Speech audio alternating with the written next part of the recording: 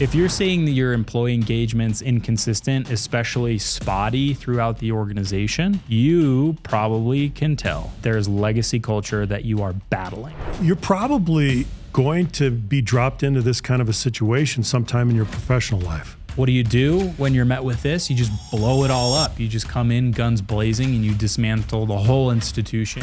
When companies start to lose their moat, how they retreat into a place of willful blindness. If you see that they're playing defense and trying to preserve image more than they're trying to create value in the marketplace, gotta go. You can build a coalition that is with you, that is aligned, that will help you make the changes that are necessary to make. Hierarchy and decision-making, process over outcomes. We're so focused on adherence to the process that takes precedence over the outcomes that we're looking for. You get paid for competitive advantage. And so your job should be to disturb the status quo. You can't take that fence out until you know why the fence was there. The culture has stood still, the culture has calcified, and the environment has moved on.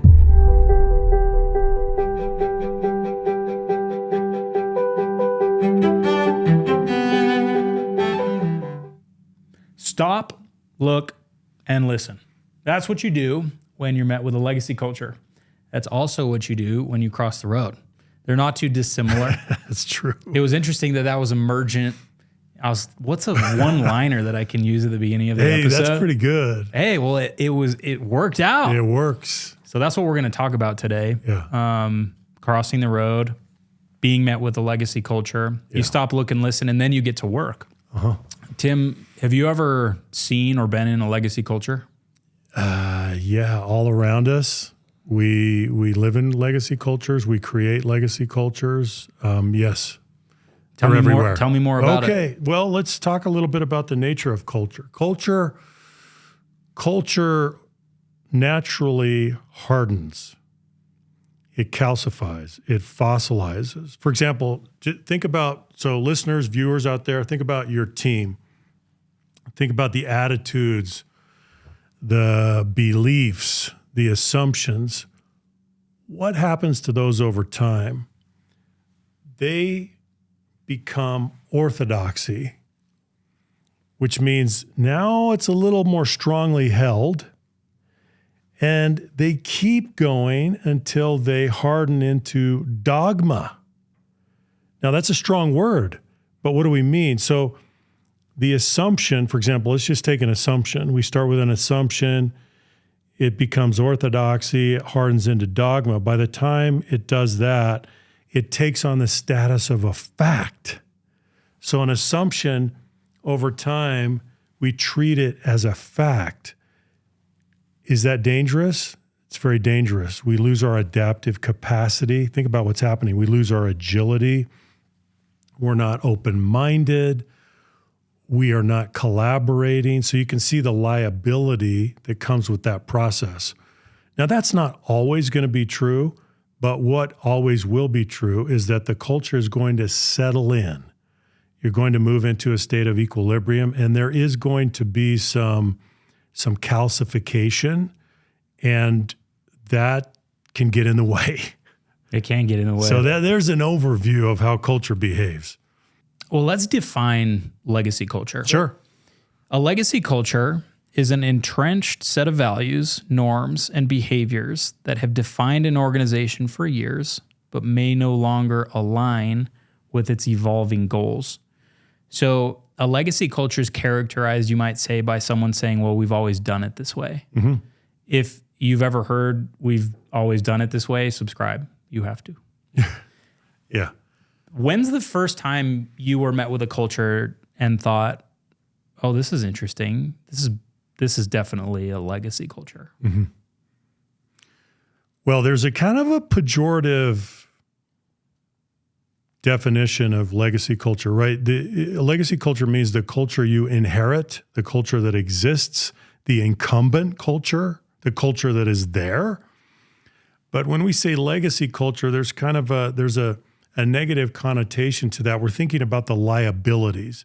We're thinking about the fact that the culture has stood still. the culture has calcified and the environment has moved on. There have been changes in the environment that would necessitate a change in culture, but the culture has not kept pace.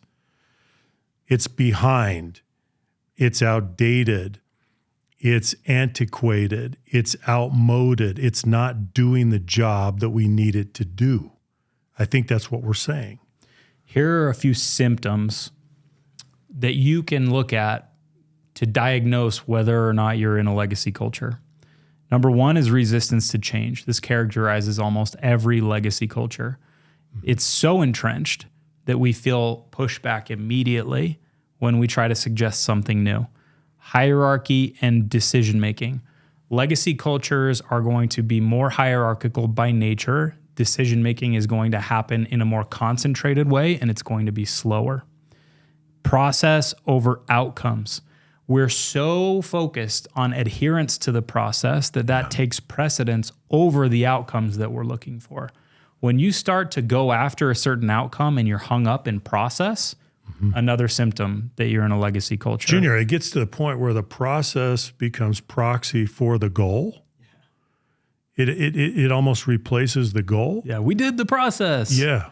Congratulations, but it was the wrong one. It's really not what we're looking for, but that's what happens over time. Yeah. Long tenure, slow turnover. Long tenure and slow turnover is characteristic of legacy culture because you're not getting the type of fresh perspective that you need. And the slow turnover, this isn't always bad, but it can be characteristic of legacy culture that's damaging because that long turnover, especially if you're not innovating on the front lines of product or your model's not changing, you're gonna find that slow turnover eventually damages the organization irreparably. Interesting that you should say that. So just this week, I was at dinner with the chairman of the board, the CEO, and the chief HR officer for a Fortune 500 company. And one of the comments that I made in that dinner was, your tenure is your greatest asset, and your tenure is your greatest liability. And all three of them nodded their heads in agreement. So they know it. That's interesting. There you go. Inconsistent employee engagement. If you're seeing that your employee engagement's inconsistent, especially spotty throughout the organization, you probably can tell that there's legacy culture that you are battling, especially when it's very high in a business unit or a certain geography and very low in something that's right next door. When you see those types of differences and there's dissonance, even intra-function by team member, you can start to see and peel back the layers that something's going on there. How do we get to this point? So now if we know that we're in a legacy culture, what happened such that it became legacy? This is sequential. And I think we've reduced down the steps that have to happen in order to get a legacy culture. So you're going to take us on a little bit of a journey here, Junior. Yeah, and ironically, or maybe unironically, we start with success. Yes. Success is the first ingredient in dysfunction. So success creates inertia. What do you think of when you hear that? Well, I think it's true. The success gradually breeds complacency. I think we know that because we're succeeding. So we look around and we congratulate ourselves and we keep doing what we're doing and we keep having continued success. And pretty soon we lose the vigilance. We lose the attentiveness. And we're just not playing offense in the same way. We're not taking in the competitive environment in the same way. We're not competing at the same level. If you look at that culturally, through the lens of culture, you look at success, you'll see that we institute values really early on that lead to the success. It's not that success comes from nowhere. There's some set of norms that produces the success because we're working interpersonally. We're in a team environment. when we see that those values, let's say that the value is hard work or it's initiative or it's perfection or whatever the value is, if that results in success, that value is codified. That's what makes it so dangerous. If we say we're just here, hard work produces the outcome that we want, well, we're going to then lean into the value of hard work. How does that become difficult? Because that never leaves. If there's not room for a new set of values to come in and produce a different outcome, then we end up in this place where it's cyclical. We never fall out of it. You may then enter a situation where you need a new set of values because you have a new environment. You succeeded your way to a new marketplace or a new playing field, and what worked then is not going to work now. Well, what's interesting, I'll just make one more point on that, Junior. Success gives you data, and the data set is telling you that you're successful and it's reinforcing itself and you don't need to change. But at the end of a competitive cycle, the success is a false positive.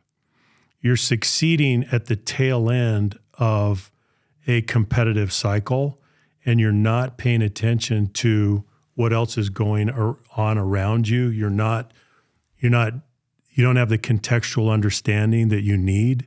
So there's a false positive at the end of that experience. And strategically, this is something a lot of people miss when we try to reverse engineer successes, is we pull out the variables that are non-controllable, like luck or timing. And so you'll often reduce down, you reverse engineer to try and find the ingredients of what happened such that we had success, but you're missing maybe 40% of the variables. Yeah. But what you can see is, well, this I know happened and we had this outcome, so therefore I'm going to assume that it's causal when it's not, and you reduce down to the things that actually aren't the ingredients you want. Now, here's one more irony. Sometimes in those very situations, even when we get to the point where we can see and acknowledge changes in the competitive environment, changes in customer preferences, right? We cling to our status quo even harder. Isn't that interesting? So we just tighten our grasp around what we're doing. And so we're even less agile, ironically. Yeah. Let's go to number 2. Legacy cultures form when leaders never leave. We talked about tenure. Yeah. And this is precisely that. When leaders never leave, we'll talk about how they get into that scenario and why they don't leave, but we'll leave it there for now. Legacy cultures form when risk aversion increases. Well, hang on a second, Junior. Leaders never leave. That's continuity. Isn't that great? Yeah. Yeah. You got to qualify that.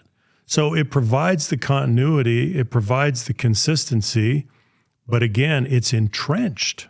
Yeah. Well, what happens if those leaders never leave? What values are they going to reinforce? They're going to reinforce those values we talked about when the success was created. Exactly. And so when we have Mr. Hard Work who says that's how we got here, and they never leave, they're going to perpetuate the hard work value. Not that that's a bad value, but that's what they might lean on going into the future. When that happens, we get risk aversion. Why does risk aversion increase? Because we already succeeded. We're in the position now. We've got the title. We have the authority. So why would I jeopardize that? The organization may not require me to go do the same thing 10 times over and innovate. Maybe we're happy with where we are today. So I'm going to keep what's mine. And this is where the fundamental shift happens that I think a lot of people miss out on. And let me explain it. When I'm early in an organization, we're competitively early. We have new product. We've entered the market. What am I concerned about? Competitive performance. I'm concerned about the market. I'm concerned about product. I'm concerned about the financials. I want to make sure that we can go and win and compete in the marketplace. When we do that, we have the right inputs such that we succeed in the marketplace. I rack focus away from marketplace and to self-preservation as it relates to image and the title, position, authority that I now have. Status, rewards, incentives. The status quo is rewarding you from every angle. So now that all of that is at stake. And so your risk tolerance profile goes down, and you're thinking, oh no, I'm going to go back to what I know, back to what brought us success in the first place. If you think about leaders, it's this shift from offense to defense. Think about leaders that you know and ask yourself, are they playing offense in the marketplace? Right. Are they playing defense relative to title, position, and authority? If you see that they're playing defense and trying to preserve image more than they're trying to create value in the marketplace, got to go. Yeah. Got to go. But that's what happens is they don't go. They don't. They stick around. They hang increase our risk aversion. And then what do we get? Number 4, organizational bureaucracy reigns. Mm-hmm. We institute bureaucratic practice to preserve our position while simultaneously hamstringing the organization competitively. And then it buries you. Mm-hmm. If you do this across functions, you look at the top of the organization, what are they doing day to day? Not as a rule, but many organizations will spend time at the executive level managing the interpersonal dynamics such that they can stay there. Right. Not do the things that got them there, do a different set of things that keeps them there. Yeah. Because tomorrow's problem is going to be for somebody else. So the chief impulse, this is really quite interesting, Junior. The chief impulse becomes preserving the status quo. But hang on a second, that's not what you get paid for. You get paid for competitive advantage. And so your job should be to disturb the status quo and continue to achieve and sustain competitive advantage. But it shifts. And so you kind of shift from change leader to caretaker. You've kind of become the caretaker of the institution. That's good. Right? Yeah. That's a very different role, very different behaviors, very different patterns, very different motivation.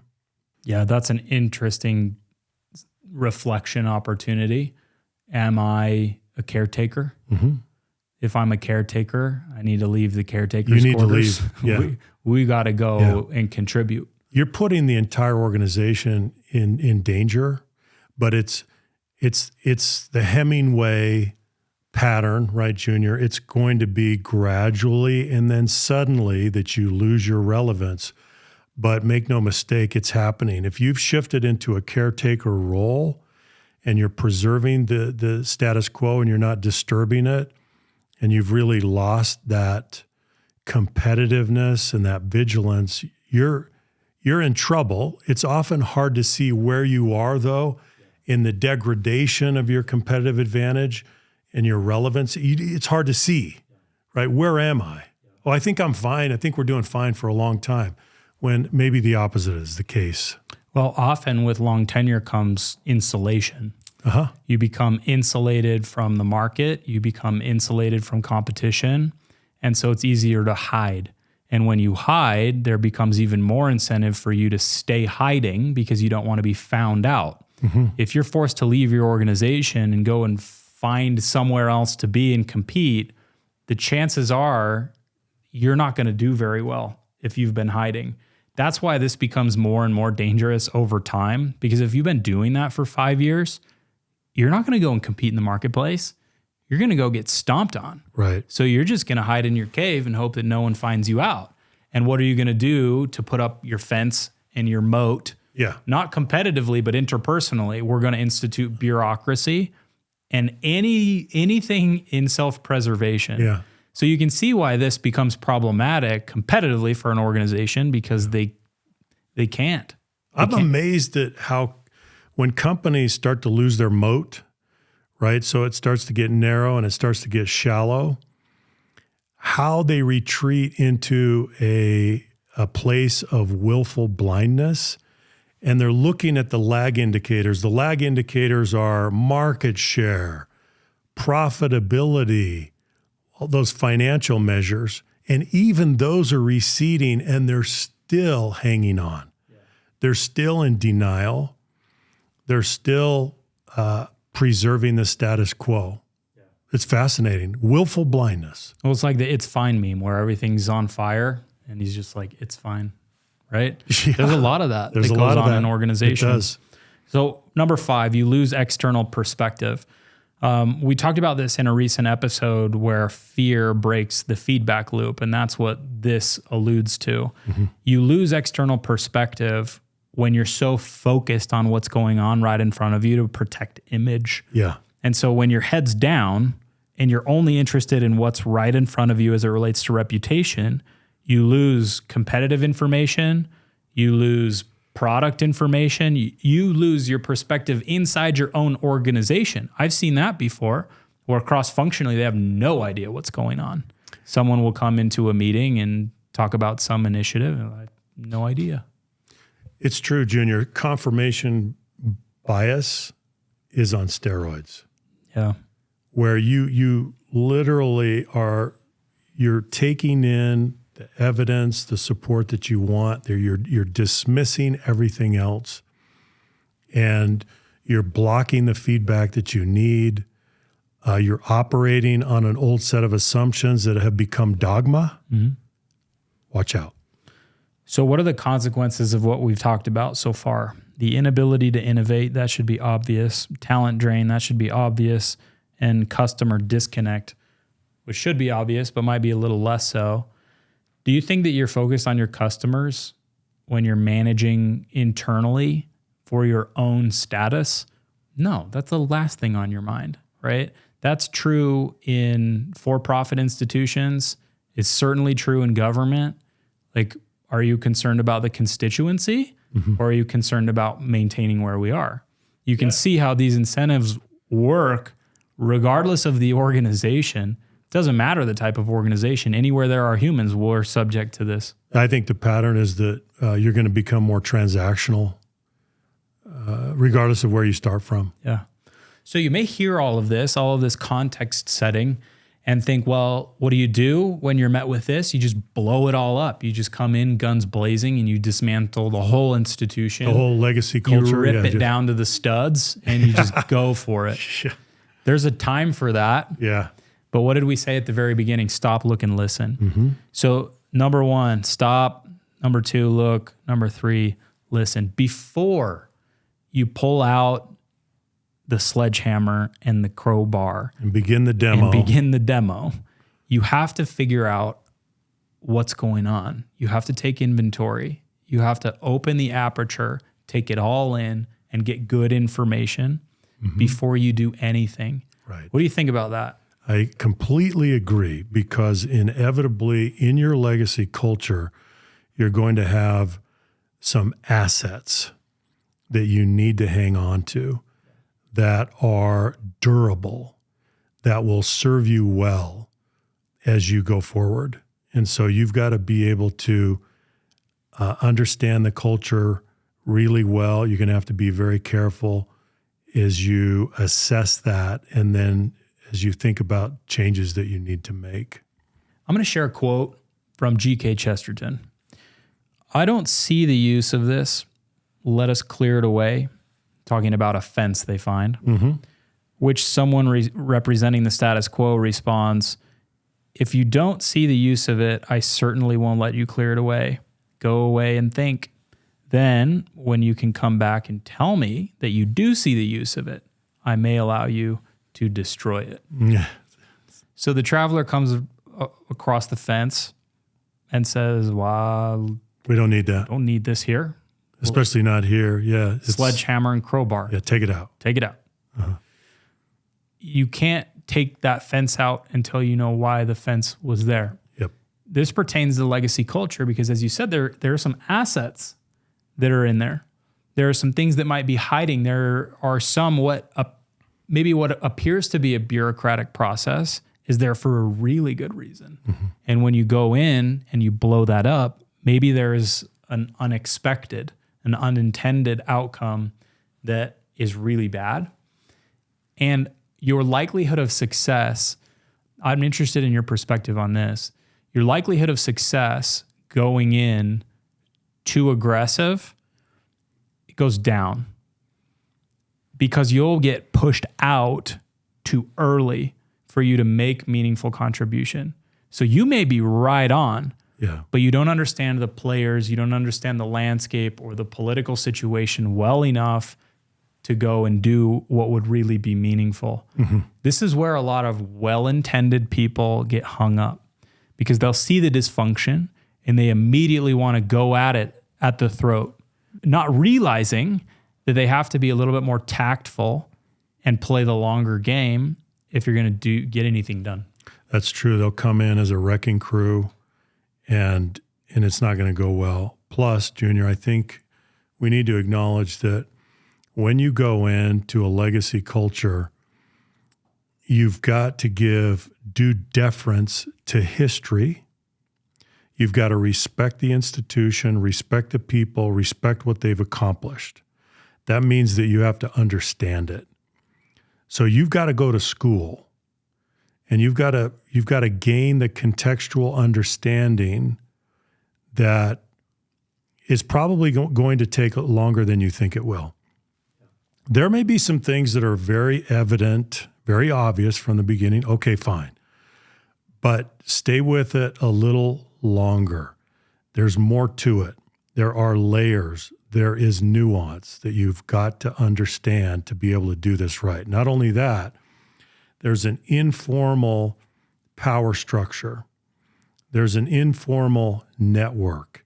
You need to be able to tap into that to understand the influence traffic, how it flows, how this organization really works informally in addition to formally. And that you've got to respect that. You've got to respect that, and there's a price to be paid to get to the point where not only you understand it, but you can build a coalition internally that is with you, that is aligned, that will help you make the changes that are necessary to make. If you have no coalition, you're not going to win. You will not prevail, and it will be a war of attrition. They'll wait you out, and you're not going to be successful. So again, the respect and deference that you give to the people, to the history, and to the achievements, I think is very important. Many people listening have probably had the experience with a new hire or someone just new in a situation who comes in as wrecking crew and says, rip this out, tear this out. I can't believe this is even here. What's your emotional response to that person? Whoa. Yeah. Hang on. I helped make this. You don't appreciate, you don't understand. Yeah. And maybe they're right. Yeah. But that emotional response is not positive. I've had the opposite situation as well, where you have a new hire come in and they start by asking questions. Oh, help me understand why this is set up this way. Right. Oh, it makes a lot of sense how you've set that up. I think I have some ideas, but I can see why that's there, right? Completely spins the situation around, which leads us into the next slide, which is kind of two sentences. Approach with curiosity, not contempt, and begin with inquiry, not advocacy. So the first one, curiosity, not contempt, is a big one to manage the emotional response of the person on the other side of the table. Oh, it's huge, Junior. You may even say compassionate curiosity. Yeah. Because that kind of curiosity expresses appreciation and respect for what's been done. And it's a different kind of intent. It feels different. It's expressed differently. And people immediately, they pick up on that. They understand where you're coming from. You're engaging them in joint discovery if you're expressing that curiosity. Oh, so help me understand. Let's go on this journey together. That's a very different thing than indicting the status quo, passing judgment on where we are. It's a very different thing. Well, and indicting is such a great word because there's disdain for what you're seeing in front of you. Yeah. Like, I can't believe that this is the way that it is. And you do things this way. I can't believe that you've set this up this way. And I've been in situations like that where I've come out too hot and I poked at something, and then I learned later, oh, there's some information that I didn't have access to. I'm sorry. I'm very guilty of that myself, right? Junior. And so I've learned over time to not come out as hot, or at least I'm in the process of learning that, and starting with this next piece, which is inquiry, not advocacy. You don't want to jump to advocacy too soon. You don't want to enter a legacy culture and begin advocating for something right out the gate. Especially if you have positional power, because that will censor your team. That will censor your direct reports, your colleagues, whomever it is that you're working with. That is so critical. And often you can end up doing your advocacy through inquiry. You can. And you can end in the same place. You can. Just through questions. But let's get the order of operations right here.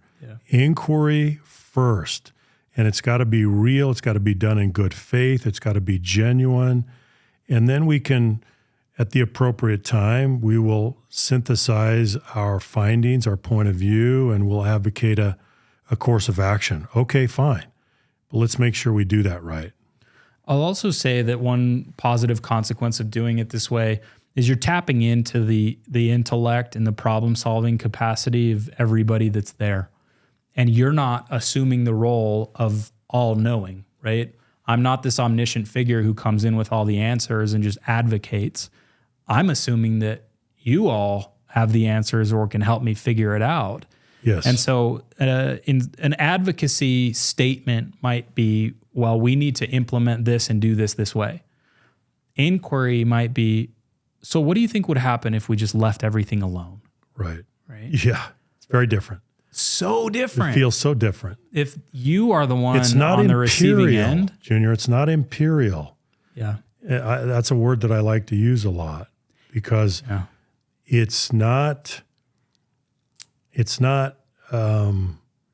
invoking hierarchy. It's not patronizing. It's not elitist. Let's do this together. Yeah. Let's collaborate. Let's think through this. Let's analyze this. It's very different.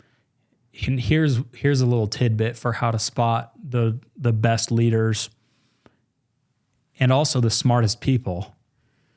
They're going to go here to inquiry and not in advocacy, which may seem backwards to people who aren't thinking hard enough about it. So they might want someone who comes in and says, this is exactly what you need to do, right? There's almost no one on planet Earth can do that well without context. You can't. If they don't have context, why would I assume that they know what they're talking about? You might have a marketer, a salesperson, some leader who comes in and says it needs to be this way. You don't know anything about what we're doing. Right. You know the good ones when they come in, they sit down. And what are they? Compassionately curious. And they start with inquiry. Hey, set the table for me. Help me understand what's going on. Oh, that's really interesting. Tell me more about that. And they're absorbing all of it. Yeah. They don't move into advocacy for a lot longer than someone who's less, I don't even know if it's experience, but just who's worse. You got to do this.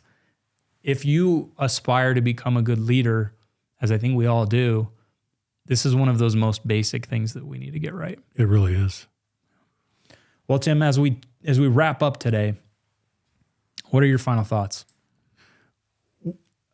I just keep thinking about if you have a legacy culture, there probably will be some big components and central features of that culture that you need to change. But you can't do that by yourself. You need a coalition. Number two, don't think that you really understand it right off the bat. It's going to take some time for you to get that contextual understanding that you really need. And so be patient with the process. I see the most effective leaders taking that approach. Yeah. So Spark Notes. Organizations succeed into inertia. That inertia creates a fundamental shift away from offense and toward defense, We lose focus of the competitive landscape and we become preoccupied with managing our own position, our title, and making sure that that doesn't go away. That neutralizes us competitively. We no longer innovate, we stagnate, and the organization goes the way of the dinosaurs. We're often dropped into those cultures. Yeah. They have a lot of great stuff from a long time ago. They have a lot of stuff that they've acquired along the way that's slowing them down or hurting the organization. We start with compassionate curiosity, as you said. We start with inquiry. We figure out what's going on, and then we move. Mm-hmm. I just want to add one more comment, Junior, and that is you're probably going to be dropped into this kind of a situation sometime in your professional life. And you're going to be charged, part of your job is to do the cultural inventory, to do the cultural audit. And so I just hope that people understand that this is qualitative research. Yes, you can look at quantitative research and you can look at financial results and you can look at engagement scores, but your real knowledge is going to come from the rich, complex information that you gain when you are interacting with people and you're in inquiry mode and you're really drawing them into discovery with you. It's a qualitative journey, and there's a price to be paid to be able to do that well. So when you're dealing with a legacy culture or you're crossing the road, stop, look, and listen, and then cross the road.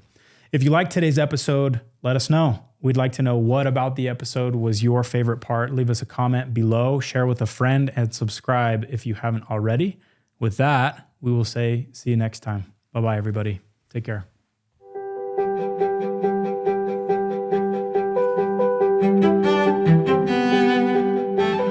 Hey Leader Factor listeners, it's Jillian. If you liked the content in today's episode, we've compiled all of the concepts and slides into a downloadable resource for you. Click the link in the description or visit leaderfactor.com to explore our full content library. Don't forget to subscribe, and we'll catch you in the next episode.